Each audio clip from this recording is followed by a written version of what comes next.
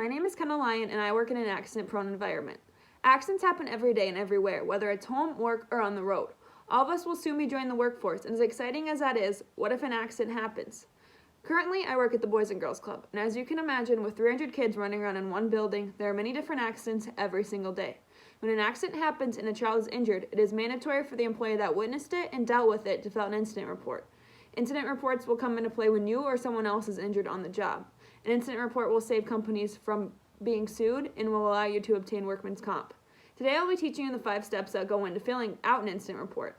These steps include finding the facts, recalling the sequence of events, analyzing what the cause of the incident was, figuring out a game plan or what the consequences will entail, and finally turning it into your supervisor. In my line of work, I fill out incident reports almost on a day-to-day basis. Therefore, I'm able to recall the sequence of events and be able to teach them to you. As I said, the first step in filling out an incident report is finding the facts. When an accident that you need to report happens, it is important to find all of the facts that you can. It matters who the incident involves, how it happened, where it happened, when it happened, and what the injury consists of. There is also a lot of personal information that goes into the report that you may need to look up. This is an incident report that I fill out almost every day while I'm at work. The facts included in this incident report would be the date, the time of the accident and incident, the member name, the date of birth, the parent guardian name, address, and phone number, the location of the accident, incident, and ratio, or the number of staff versus the number of members. So to fill out this incident report, I will start with the date, the time, and I put 3:30 p.m. because that's usually when we are at the Boys and Girls Club and the kids start coming in. For the member name, I'll just put John Doe. The date of birth, we'll do 7/12/2007. And then parent guardian name, that would just at my work, we have a database that you can look it up on a computer, and it'll tell you their name, address, phone number, and their date of birth. But I'm not going to make it all up right now, but that's just where you would write it in. And then the location, the accident, incident, and ratio. So usually what they mean by location is obviously it happened at your work, but at the Boys and Girls Club, we have many separate rooms. So I would put gym if the accident happened in the gym. And then number of staff versus number of members. Usually in the gym, it's about 1 to 45. So that is how you would fill out the facts of the incident report. Once all the details are known, then you will recall the sequence of events. This will include, you need to find the details of the event. So for example, in my line of work, it is helpful to know how many kids were around, if a game was being played before or during the time of the accident, etc. In other line of work, it may be helpful to know who was around and what the task at hand was. Also, what the task at hand was before the incident could also help. So right here it asks for the details of the incident, and usually what gets put here, so say we had one child hit another child, you would put John Doe was playing with another member when a fight broke out.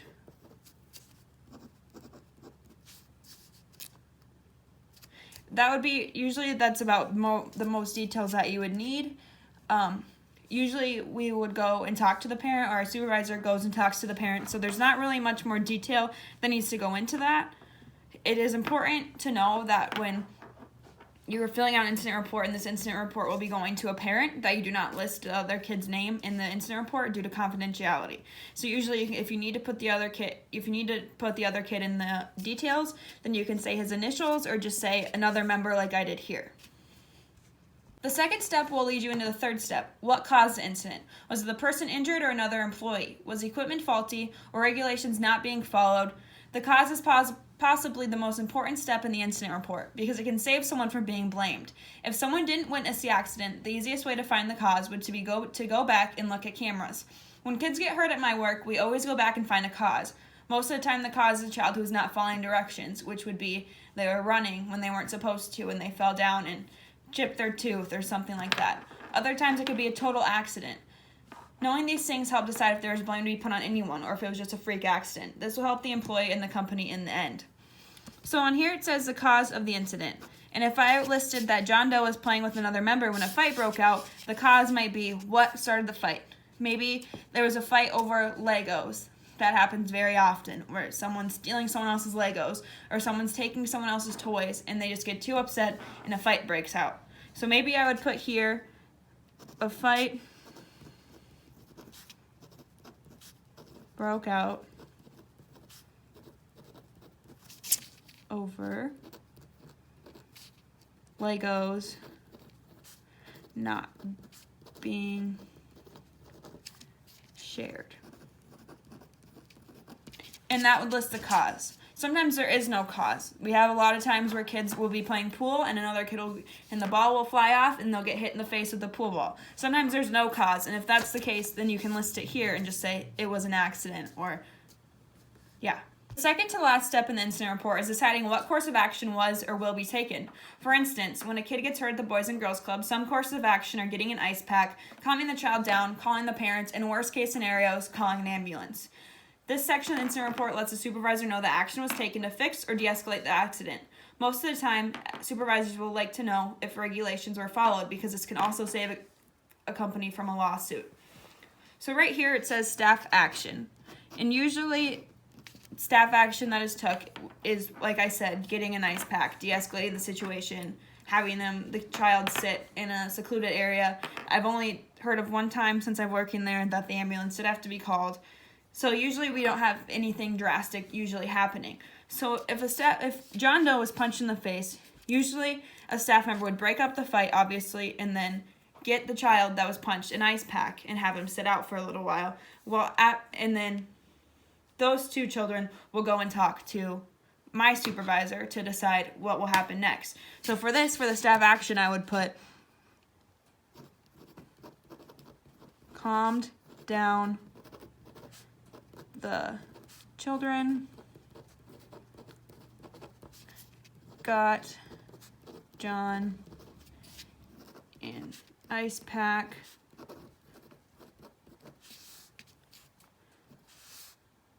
and that would pretty much be it.